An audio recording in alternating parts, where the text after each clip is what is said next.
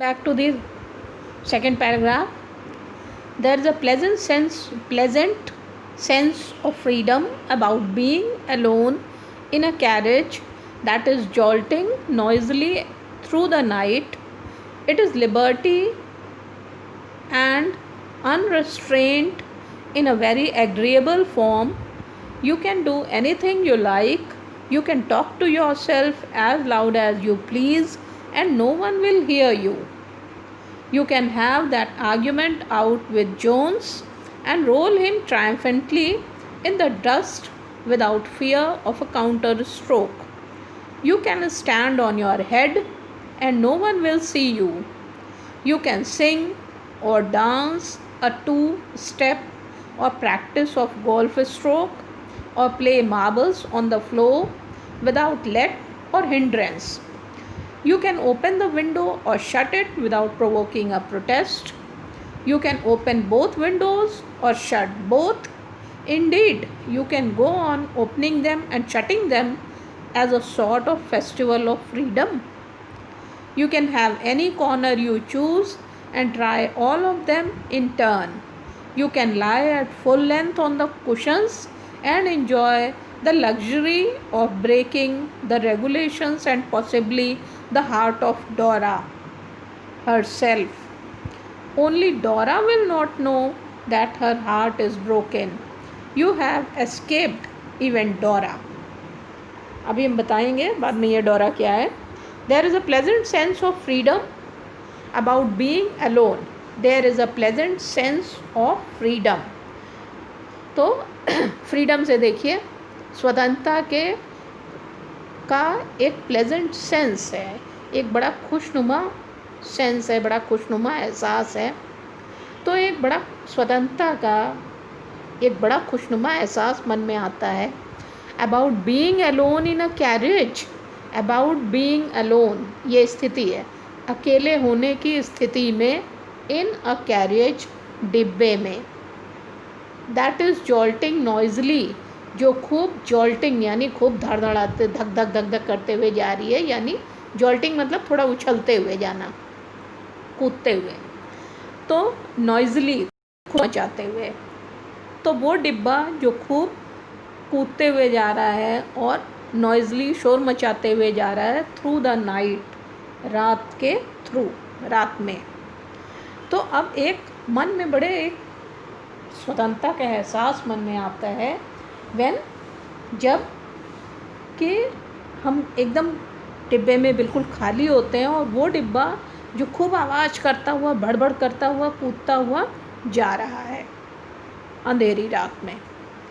तो अब जब ऐसा होता है तो यहाँ लेखक जो है वो बता रहा है अपनी feelings. He is telling about his feeling that there is a pleasant sense of freedom कि मन में एक बड़ा खुशनुमा एहसास आता है. That I am all alone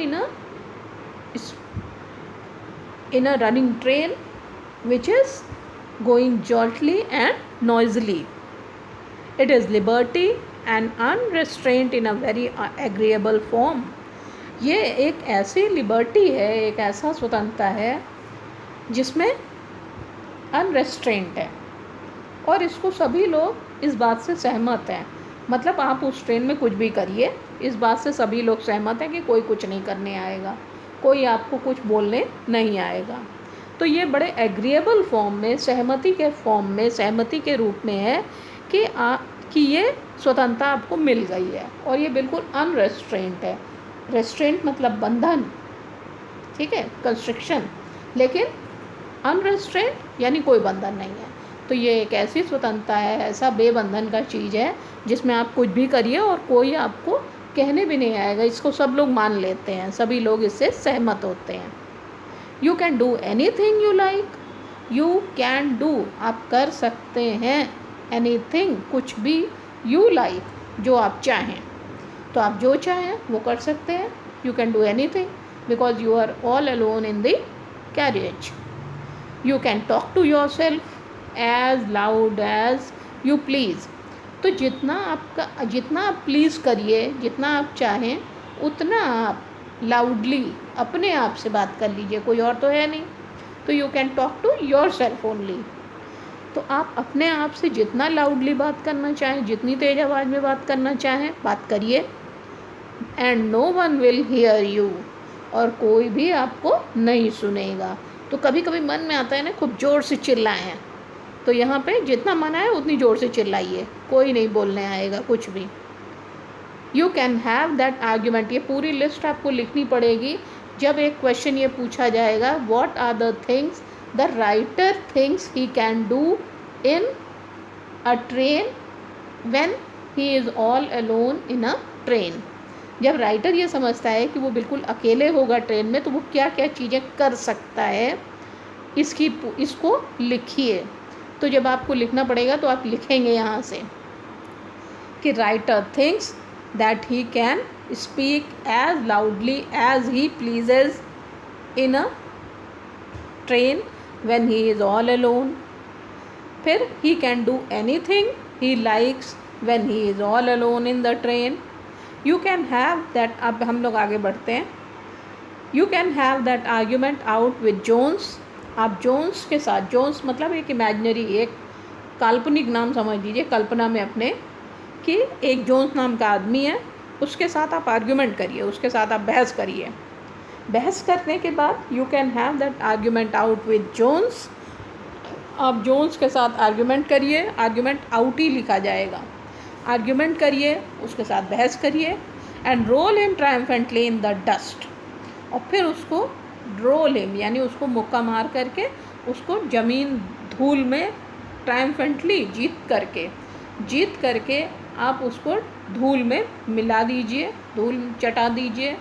without fear of a counter stroke, बिना इस डर के, बिना इस फियर के कि वो आपको पलट करके काउंटर स्ट्रोक करेगा, कि वो आपको पलट के फिर मारेगा।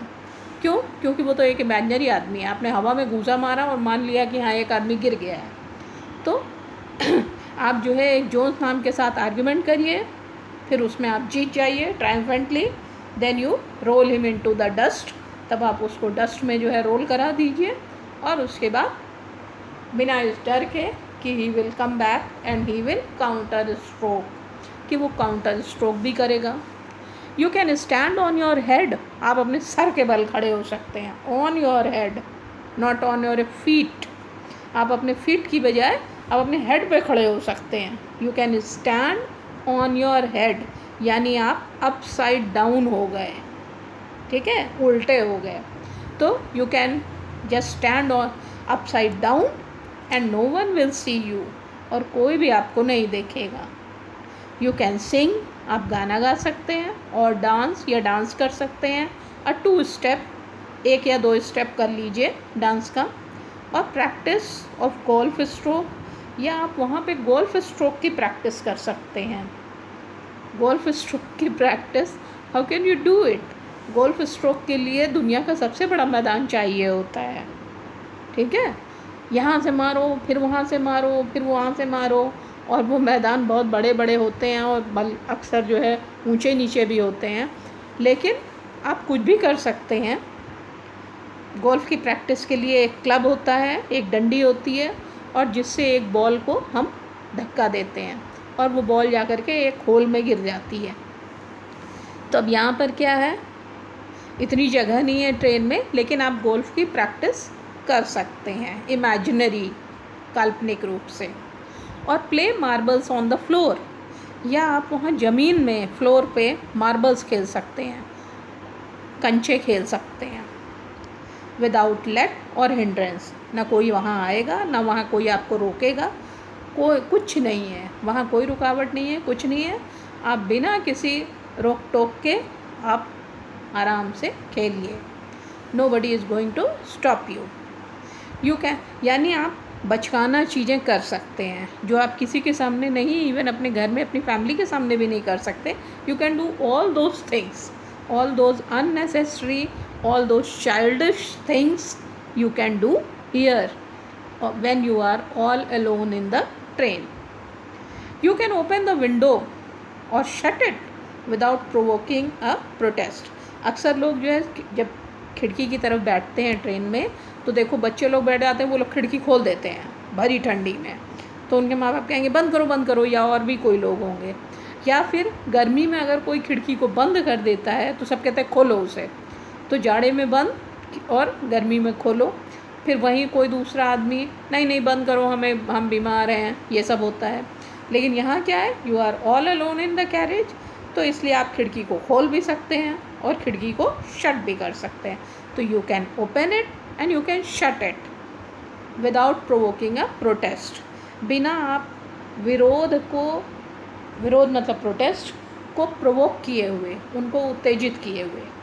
तो बिना जो है विरोध करने का कहीं से कोई स्वर आपके पास नहीं आएगा। प्रोटेस्ट को आप प्रोवोक कभी नहीं करके, चाहे आप जितना खिड़की खोलिए और चाहे आप जितनी खिड़की को बंद करिए। तो how much you can go on open or shut the window without let or hindrance. फिर without protest you can open both window or shut both, आप दोनों खिड़की खोल सकते हैं और दोनों को शट कर सकते हैं। बोथ मीन्स दोनों।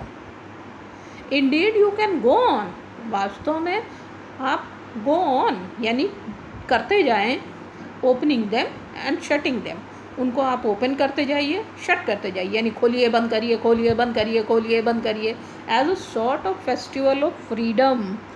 जैसे कि आप कोई स्वतंत्रता का त्यौहार मना रहे हैं, फेस्टिवल मना रहे हैं, इस तरीके से आप जो है अपने मन की पूरी वहाँ भड़ास निकालिए और उसके बाद आप जो है खोलिए बंद करिए, खोलिए बंद करिए, खोलिए बंद करिए। तो go on opening and shutting the window. This is really very nice, very funny thing. You can have any corner you choose and try all of them in turn. आप किसी भी कॉर्नर में बैठना चाहें, उस कॉर्नर को आप choose कर लीजिए, वहाँ बैठ जाइए, ठीक है। फिर उसके बाद या हो सके तो आप ये भी करिए कि आप बाय इन टर्न, यानी कब एक बार इस पर, एक बार उस पर, फिर एक बार इधर, फिर एक बार उधर। तो आप चारों कोनों में, पांचों कोनों में, जहाँ जहाँ बैठना चाहें वहाँ जा कर के हर उस कैरियज के डिफरेंट पार्ट्स में आप डिफरेंट कोने में बैठ सकते हैं। तो आप उसके जितने भी कॉर्नर हैं उसको चूज़ करके किसी एक कॉर्नर में बैठ जाइए। You can choose either of the corners or you can just go on sitting at one corner, then to the second, then to the third, then to the fourth, in turn wise आप कहीं भी जाइए। You can lie at full length on the cushions पे actually जो trains होती हैं उनमें दिन में नहीं सोना रहता है, क्योंकि दिन में लोगों के बैठने के लिए व्यवस्था होती है। रात में वहाँ जो है वो पहले से ही रिज़र्व होती हैं सीट, उस पर लोग सो सकते हैं, सो जाते हैं। तो अब यहाँ क्या है, दिन में ही आप लाई डाउन करिए उन कुशंस पे, जो सीट हैं, सीट कुशन वाली सीट्स हैं, उन पे आप दिन में ही लाई डाउन यानी सो जाइए, लेट जाइए। And enjoy the luxury of breaking the regulations, और फिर उसके बाद आप मन ही मन मज़ा लीजिए कि आपने डोरा नाम के नियम को तोड़ डाला। डोरा एक नियम है, मुझे इसका फुल फॉर्म अभी याद नहीं है, लेकिन इसमें है कुछ रियल मैक्ट करके लिखा हुआ है। तो ये है कि रेलवे का अपना एक नियम होगा कि दिन के समय आप नहीं लेट सकते हैं। तो आप जो है डोरा के इस नियम को तोड़ने का लग्जरी, उसका मज़ा लीजिए, विलासिता का, कि आपने नियम तोड़ दिया। और फिर उसके बाद and possibly the heart of डोरा, और शायद यही उसका मेन नियम होगा, तो आप डोरा के दिल को तोड़ दीजिए। ये डोरा नाम एक्चुअली लड़कियों का होता है, तो ये फुल फॉर्म ना हो और इसको हम शॉर्ट में बोलें तो ये एक लड़की का नाम बनता है। तो डोरा के दिल को ही तोड़ दीजिए, हर सेल्फ, सिर्फ ओनली डोरा will not know that her heart is broken, सिर्फ डोरा को ही नहीं पता चलेगा कि उसका दिल तोड़ दिया गया है, ठीक है। अब डोरा मतलब लड़की भी मान लिया है और डोरा उसका नियम भी है। तो अब सिर्फ डोरा को ही नहीं पता चलेगा, ओनली डोरा will not know that her heart is broken, कि उसके दिल को किसी ने तोड़ दिया है वहाँ अकेले बैठ कर के ट्रेन में। यू हैव एस्केप्ड इवन डोरा, आप डोरा के शिकंजे से भी बच गए।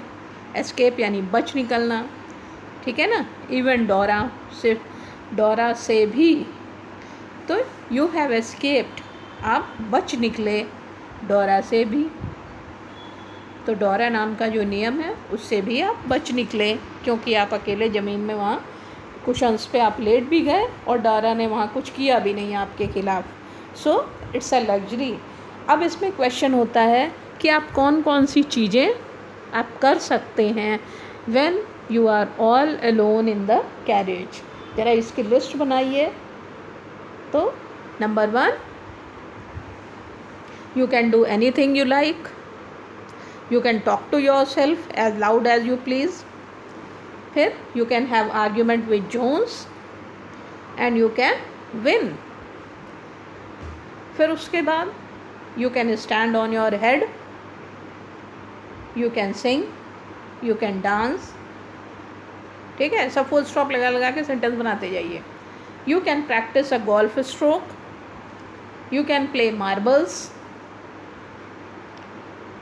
फिर you can open the window, you can shut the window, you can open or shut the window as a plaything.